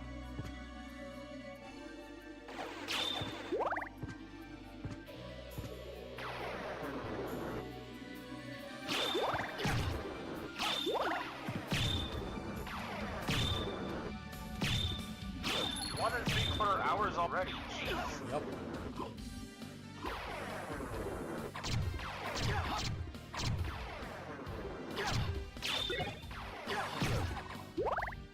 Oh, here's another fun one. Animated Sentinel TF1 Sentinel. Ah! And I don't know if this is gonna be a popular take, but I'm just gonna say it. Animated Sentinel would hate TF1 Sentinel's guts and would probably want to kick his ass. So, I want to say, at first, they'd be buddy-buddy.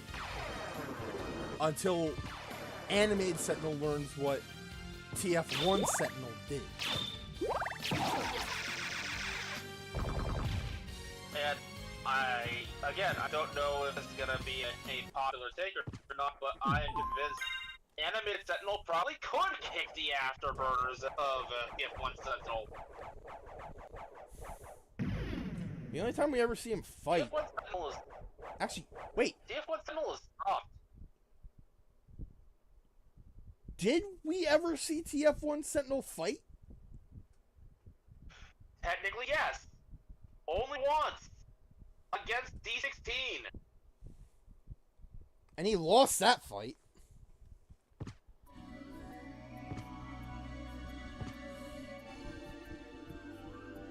He put up a decent fight for what it was, but ultimately D16 beat the shit out of it.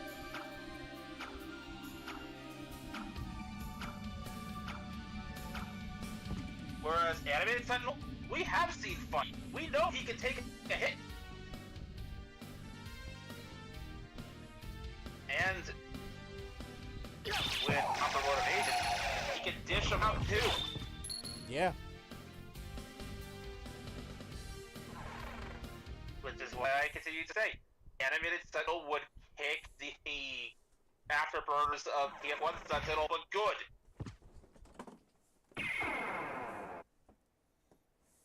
God, imagine TF1 This has Sentinel. all the energy of my dad could beat your dad, and I love it.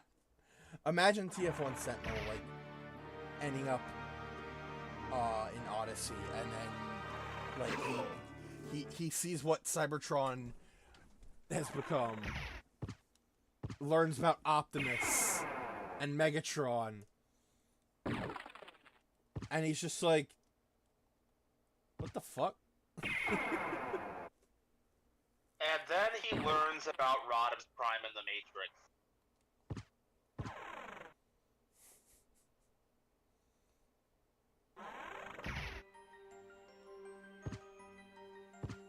And he learns about the war with the Quintessons.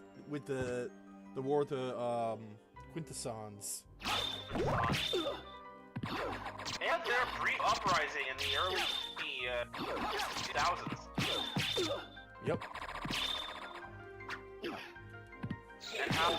Rodimus Prime here genuinely take their asses off of Cybertron and set up a better Cybertron, at least in the sense that they don't have to pay Energon to these alien invaders to live like kings. They are working on doing that for themselves without the Quintesson's involvement. Like, the only involvement they even have is bringing back lost friends.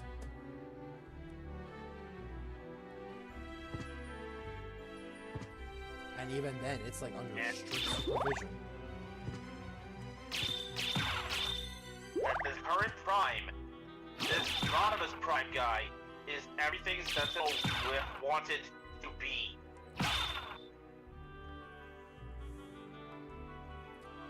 Yes. Except for one wee little feature. Compared to Sentinel, Rodimus is humble.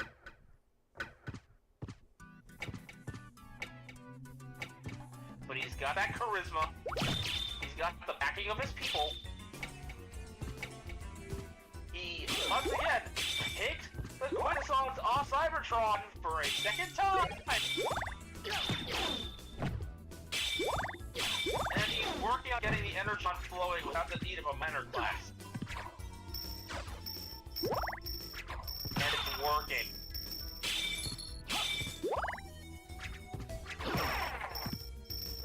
Rodimus' whole existence. And Rodimus' whole existence is just showing Sentinel how wrong he is. And he's like, I don't like this. And the best part is, Rodimus has done all this in the span of a couple of decades. 10, 20 years at most. Where Sentinel couldn't manage what Rodimus is doing in 50.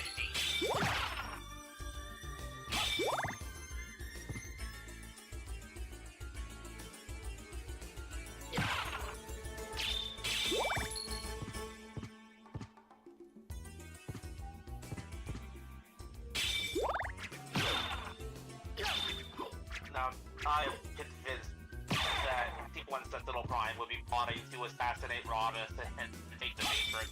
Oh, definitely. But unfortunately for him, Ronnie's a fighter. And a damn good one. I just imagine like they sneak into his quarters or whatever to like try and take him out and take the Matrix, and then like Rodimus just like turns around and starts fighting back. He's kicking all their asses. It's like, what the fuck is happening?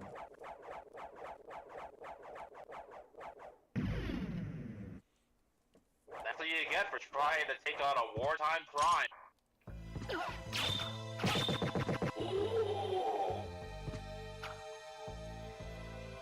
I mean, granted, Rodimus is a peacetime Prime because, you know, his rule has largely been peaceful.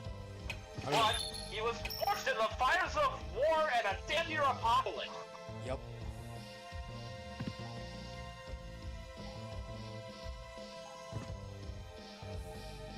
Like, if there's one thing I can to agree with, it's that each Prime is exactly what is needed at that particular time.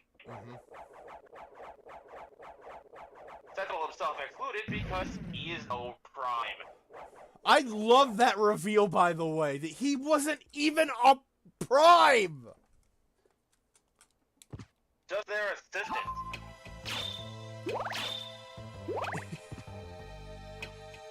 He was literally just like... He was basically a secretary. He was literally their secretary!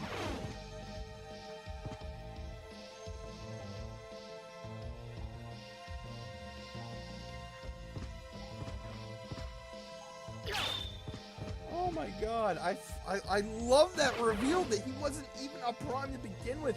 He was just their fucking secretary. Who got Someone had to love it. Lord knows decent he didn't. Alright. right, so we are getting close to 2 hours, so we're going to end it here for today. All right, so no stream tomorrow since that's my day off.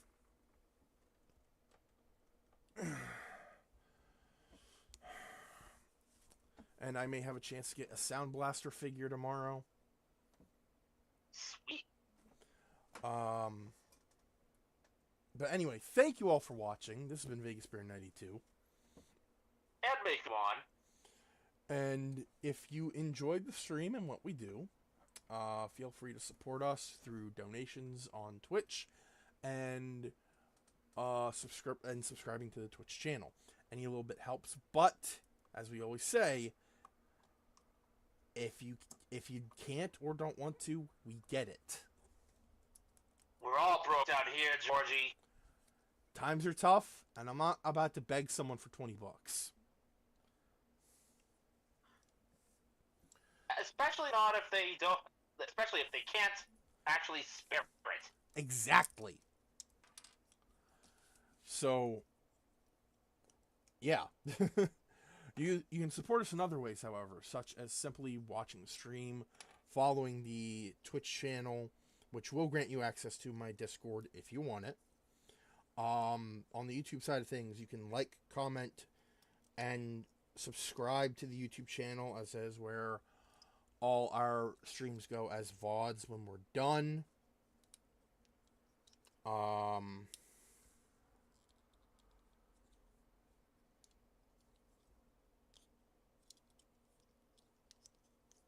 You can spread word of us through word of mouth. Yeah. Tell your friends, tell your family, tell their friends and family, hell, tell your enemies. Yeah.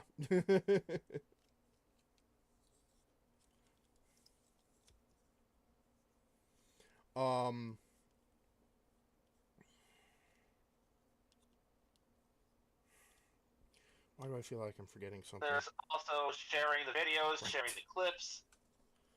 Sharing the videos, the streams, the Twitch clips, especially the Twitch clips.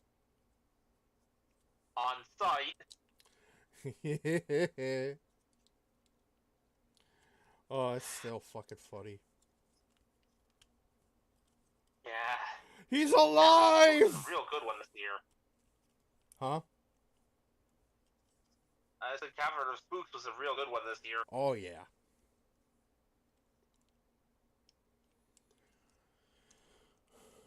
We started off strong, and even though we lost a few people, we still went on strong. But, yeah, that is... Oh, also, the YouTube channel is, Vegas Bear. Capital V, capital Bear. Yes, thank you. Because that's important. The Twitch channel and the YouTube channel do not have the same name.